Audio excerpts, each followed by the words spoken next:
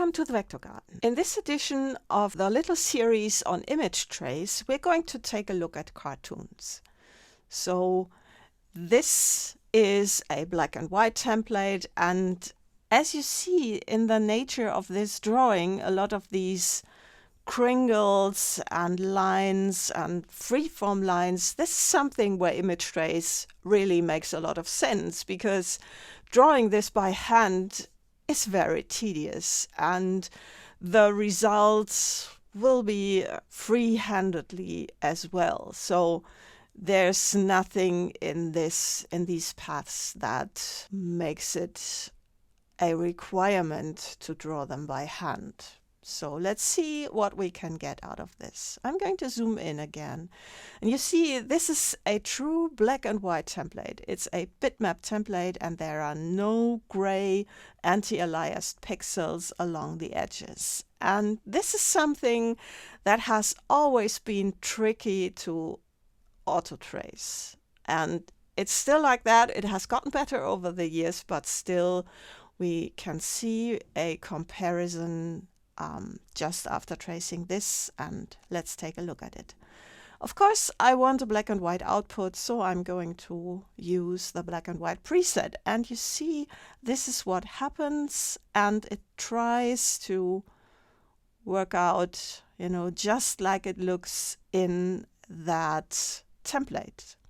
And this will get very, very tricky to clean up, because the nature of the pencil drawing might not be what you want, and also it's slightly exaggerated. So this thing is really very rough, and that is not what you might want from the result. So how do we clean that up? Of course, we have the fidelity of the paths, which is now in the center. So let's set this to lower.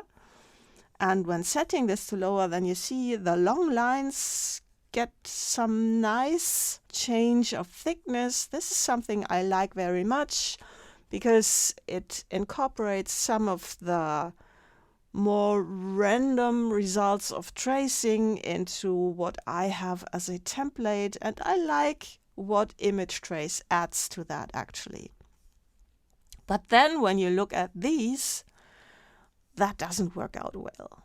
So what works nice with the long lines doesn't work in the detail, and that is of course a problem. So we need to find some adjustment that takes care of both.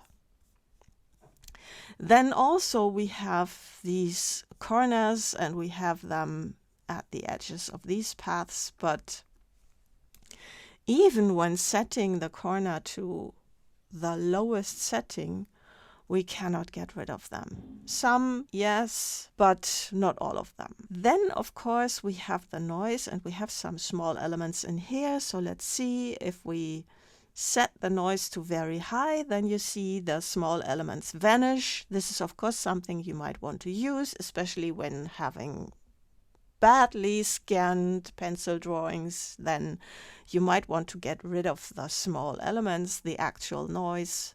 But if you want to keep that all, then set this to 1. And then, of course, we want to ignore colors, so we don't get white shapes in the end. This spares us the cleaning up, and that's that. Now you remember the initial problems we had with it, so I've got a version of it here that I have blurred. And it has some anti-aliasing along the edges, and I've also reduced the resolution of this.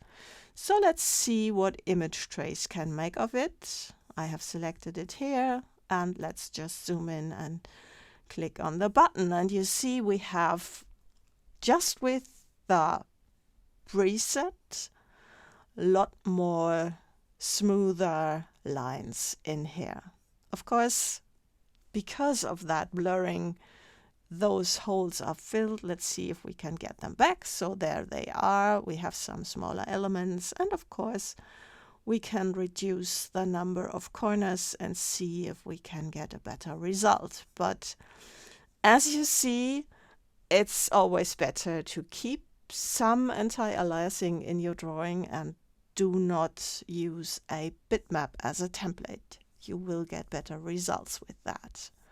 And also, when you have a grayscale image, then you can use the threshold to adjust that as well. So, want to have more thinner lines and a lighter image overall, then you reduce that. Or you want to have fatter lines, then you set this to more. That's that.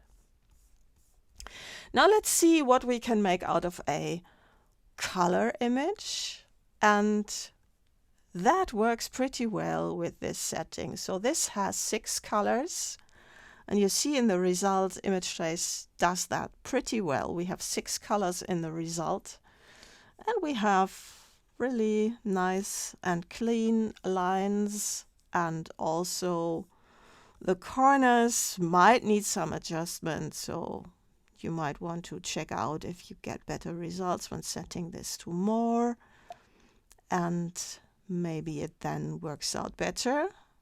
But looks like for these two it didn't work, but supposedly for others. Then of course we have the noise setting, and for that take a look at what's happening in here. So if I make that larger, then we lose this one in here. Let's get this to the lowest setting, and that doesn't work out as well. So let's leave it somewhere here. That is that. Now, of course, as well, we are going to ignore the color here, ignore the white color, which is the basic setting. And we are going to look at another thing that might be interesting for you. And for that, I'm going to make a copy, and we're going to use the method. So let's take a look at the other method. And when using that method, I cannot ignore any color. And just to check out what it does, we're going to select them both and expand them. And then let's ungroup them. So what do we have here? I'm going to move that to the side. And when you move these out, then you see what Illustrator has created. It has stacked the shapes. And in here, it doesn't. So when we take a look at the outline view, then you see all these are neighbored shapes. They are exactly neighbored. So making adjustments to the curvature of those paths might get really tricky. But with this version, it's actually possible. There are places where you cannot do that, which is in here. So let's take a look at outline view, and you see they are at least overlapping. So you have a chance of correcting them. We're going to look at one other thing with the cartoons here. And for that, I'm going to undo that. So let's go into the history, and then let's go here before the expanding, like this. And then I'm going to delete one of these. So let's assume I want to have this in black and white. I want to have only the lines. And for that, I can check out black and white and then use the threshold and use that threshold to get the color out of this image. And the lines got very thin, so I might need to adjust that until it works and see that we can find that one point. It's here, so that we have a black and white result. What you can also do with that is trace it as lines. You see, we have traced it as shapes all the time. So we can trace it at lines, technically. And for that, what we need to do is check the strokes and uncheck the fills here. And then, of course, input some higher value. Let's check out if 30 works. That's nice. So 30 works. And now I could adjust that, but let's take a look at the issues with it. So I'm going to ignore the color, and then let's expand it and ungroup it. And then let's see the problem with this trace. When we take out the lines, then you see some of them work, but this one, let's put that back and make it orange. So you see, this is not what we would draw as logical.